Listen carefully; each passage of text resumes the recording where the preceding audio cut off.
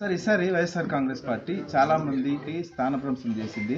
ఇప్పుడు మీరు ఎంపీగా ఇక్కడ అనంతపురం ఎంపీగా ఉన్నారు. ఈసారి అనంతపురం ఎంపీగానే పోటీ చేస్తారా లేకపోతే వేరే ఏమన్నా అవకాశం ఉందా?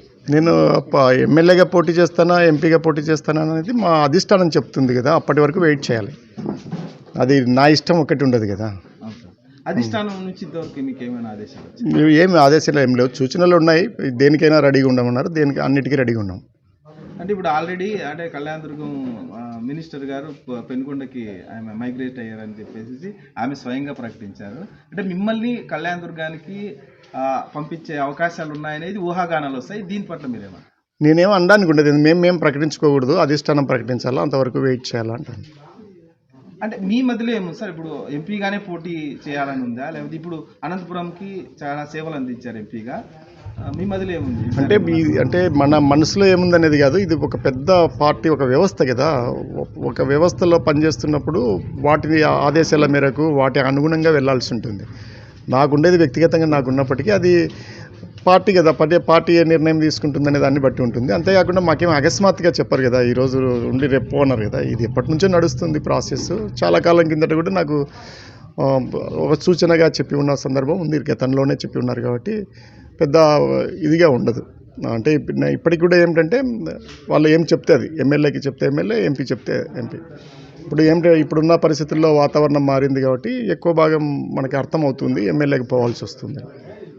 ఒకవేళ అంటే మీకు అనంతపురం మీద బాగా పట్టుంది, ఎంపీగా పనిచేశారు ఈ నియోజకవర్గాన్ని కూడా.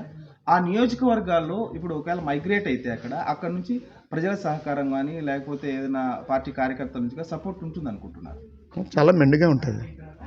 19లో నాకేముందో దాన్ని మించి ఉంటుందని నేను అనుకుంటున్నాను.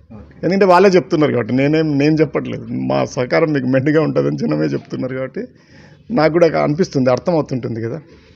కొన్ని సంవత్సరాల నుంచి రాజకీయాల్లో ఉన్నప్పుడు మనం 19లో జనం నన్ను ఎట్లా రిసీవ్ చేసుకుంటున్నారు, ఇప్పుడు ఎట్లా చేసుకుంటున్నారు అనేది తెలుస్తుంది కదా. అంటే చాలా చోట్ల అంటే మార్పుల్ని బట్టి ఆ లోకల్ పీపుల్స్ వ్యతిరేకిస్తున్నారు. అంటే కొత్త వాళ్ళకి అవకాశం. ఇంకెవరైనా పర్టికులర్గా వెళ్ళి మీరు వ్యతిరేకించండి అని చెప్తే తప్ప నన్ను ఎవరు వ్యతిరేకించేటట్టుగా కనపడలేడా? ఇంకేమైనా మీరు వెళ్ళి వ్యతిరేకించండి బాగుండదు వ్యతిరేకించకపోతే అంటే అరే మనం అంటే ఒకవేళ ఎవడైనా వ్యతిరేకిస్తే వాడిని కూడా నేను చూస్తాను, అరే ఎందుకు వ్యతిరేకిస్తున్నాడు, వాడికి ఏం నష్టం ఏంది, కష్టమైందని. అంటే మిమ్మల్ని వేరే ప్రాంతానికి కేటాయిస్తే అక్కడి నుంచి ఏమన్నా రావచ్చు కదా? ఇప్పుడు ఎట్లా వస్తాయి? అవి నాదే కదా, పార్లమెంట్ నాదే కదా. ఓకే, నేను అలాంటిది అనుకోవట్లేదు. మరి అందరికీ పని ఉండాలనుకుంటే వాడికి కొంత పని, మీకు చూపడానికి పని, నేను దాన్ని మళ్ళీ కంట్రోల్ చేసుకోవడానికి పని ఉండాలంటే అందరు పని పెట్టుకుంటారు, లేకపోతే ఏం అవసరం ఉంది దాంతో. సో ఎక్కడిచ్చినా కూడా నాకేం ఇబ్బంది లేదు. వాళ్ళు అదే పార్లమెంట్లోనే ఉండవు, పార్లమెంట్ ఉంటే వీళ్ళకు దూరంగా కూడా అందరికీ కలిసి ఉంటాం, లేదా ఒక చోట ఇస్తే అక్కడే చేయమంటే అదే చేస్తాం.